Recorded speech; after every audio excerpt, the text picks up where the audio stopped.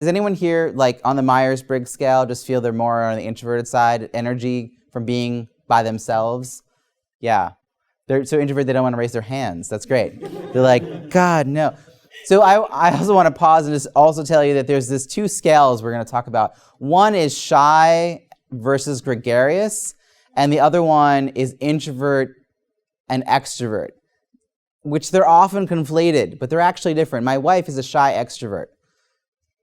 Think about that for a second. My wife is a shy extrovert. So her energy is from being around people. She doesn't mind being around people. She enjoys that. But she, unless invited into the space specifically to speak, won't.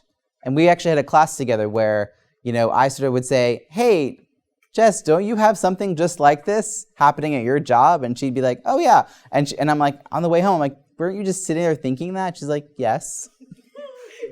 Okay, I don't know how to filter. Like, I would be like, oh, I have this thing that happened in my job. Like, I would just keep talking about it. So that's about being shy, but not that she's depleted. Like, her being out and about at different things isn't going to completely exhaust her. Now, if you're a real introvert in the sense that, one thing a week and you really just want to stay home the rest of the time, then you want to use your time wisely. And here's the good news about making those goals is that you can go home as soon as you've accomplished them. You do not have to stay to the end. I can't tell you how many events I have stayed to the end and stacked up chairs because I don't know how to leave.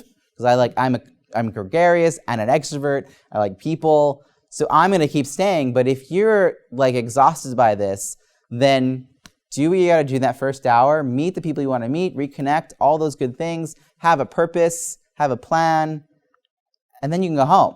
And you go home feeling like you accomplished something.